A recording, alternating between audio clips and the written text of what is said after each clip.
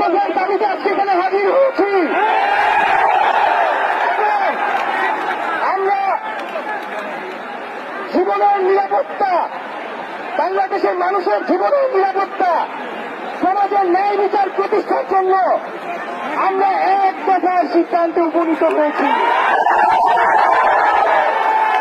এই সরকার কোনোভাবে আর এক মিনিট ক্ষমতায় থাকার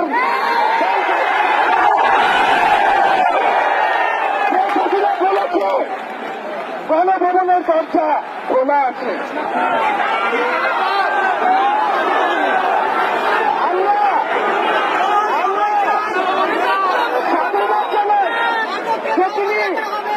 বুঝতে পেরেছি যে গণভবনের দরজা খোলা রাখতে হবে।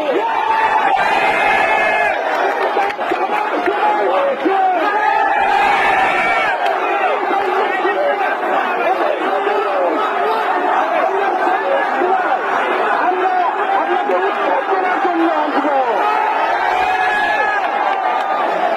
বন্ধুগণ, আমরা খুবই স্পষ্ট কথা, শুধু শেখ হাসিনাকে পদত্যাগ করলেই হবে না। এই যে খুন, লুটপাট, দুর্নীতি এই দেশে হয়েছে তার বিচার হতে হবে।